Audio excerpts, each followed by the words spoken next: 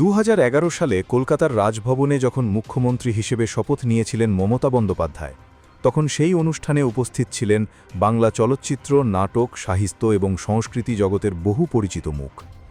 পরিবর্তনের সেই আবহে শিল্পী সাহিত্যিকদের একটা বড় অংশ প্রকাশ্যে সমর্থন জানিয়েছিলেন নতুন সরকারকে। টলিউড তারকা থেকে নাট্য ব্যক্তিত্ব অনেকেই সেদিন বলেছিলেন বাংলায় নতুন সাংস্কৃতিক পরিসর তৈরি হবে, গণতন্ত্র আরও শক্তিশালী হবে। আর ঠিক 15 বছর পর 2026 সালে আবার বাংলার রাজনৈতিক ইতিহাসে পালাবদল। এবার ব্রিগেড প্যারেড গ্রাউন্ডে মুখ্যমন্ত্রী হিসেবে শপথ নিলেন বিজেপি নেতা শুভেন্দু অধিকারী। আর সেই ঐতিহাসিক অনুষ্ঠানে ফের দেখা গেল সংস্কৃতি জগতের কিছু পরিচিত মুখকে। উপস্থিত ছিলেন বিশিষ্ট শিল্পী সমীর আইচ, অভিনেতা শঙ্কর চক্রবর্তী সহ একাধিক সাংস্কৃতিক ব্যক্তিত্ব। তারা নতুন সরকারের কাছে আশা প্রকাশ করেছেন বাংলায় শিল্প, স্বাস্থ্য, সংস্কৃতি এবং কর্মসংস্থানের পরিবেশ আরও উন্নত হবে। অন্যদিকে রাজ্যের সদ্যবিদায়ী তৃণমূল সরকারের বিরুদ্ধে ক্ষোভও উগরে দিয়েছেন শিল্পী। বিশেষ করে দুর্নীতি, সাংস্কৃতিক ক্ষেত্রে পক্ষপাতিত্ব এবং রাজনৈতিক প্রভাব নিয়ে সরব হয়েছেন শিল্পী সমীর আইচ।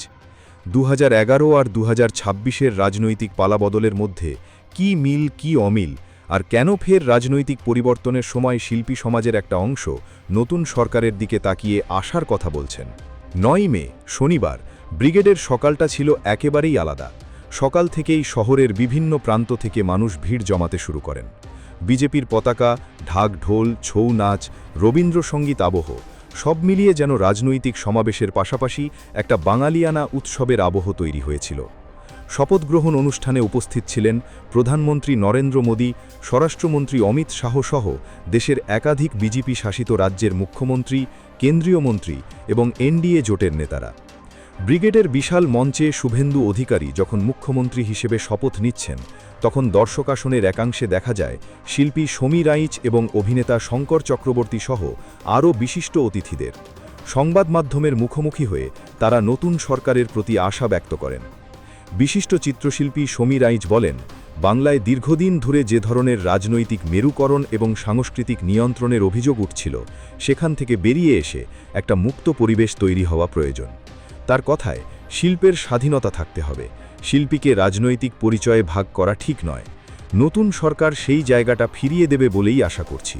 তিনি আরও অভিযোগ করেন, গত কয়েক বছরে রাজ্যের বিভিন্ন ক্ষেত্রে দুর্নীতির অভিযোগ মানুষের মধ্যে প্রবল ক্ষোভ তৈরি করেছে। শিক্ষক নিয়োগ দুর্নীতি, পুরসভা নিয়োগ কেলেঙ্কারি, রেশন দুর্নীতি, একের পর এক ঘটনায় সাধারণ মানুষের আস্থা নষ্ট হয়েছে বলেও মন্তব্য করেন তিনি। সমীর আইচ বলেন, মানুষ পরিবর্তন চেয়েছে, শুধু রাজনৈতিক পরিবর্তন নয়, প্রশাসনিক স্বচ্ছতাও চেয়েছে। আজকে নতুন একেবারে রবীন্দ্র জয়ন্তী এবং কবিগুরুর জন্মদিন, তারপরে নতুন সরকারের সূচনা, কিভাবে দেখছেন? খুবই ভালোভাবেই দেখছি, পজিটিভভাবে দেখছি এবং পজিটিভভাবেই ভাবতে হবে। যা অত্যাচারে আমরা অত্যাচারিত হয়েছে গোটা বাংলা, তার থেকে একটা মুক্তির দিন। দেখা যাক এই সরকার কী করে, আশা রাখবো নিশ্চয়ই ভালো করবে। কর্মসংস্থান, শিক্ষা, স্বাস্থ্য প্রতিটা ক্ষেত্রেই বারবার প্রশ্নের মুখে পড়েছিল বিগত সরকার। নতুন সরকারের কাছে মানুষের তাদের অন্যরকম প্রত্যাশা। অতি অবশ্যই কর্মসংস্থান, স্বাস্থ্য, শিক্ষা, চাকরি চুরি, মানুষের উপর অত্যাচার, সন্দেশখালি বানানো, এগুলো সব বন্ধ হোক আমরা চাই এবং আশা করছি এই সরকার সেটা সুনিয়ন্ত্রিত করবেন। বাঙালি অস্মিতার কথা বলছে বিজেপির মুখে মানাতো না। আজকে বাঙালি কতটা 100% বাঙালিয়ানা সেটা কিন্তু ব্রিগেডের ময়দানে এসেই দেখা যাচ্ছে।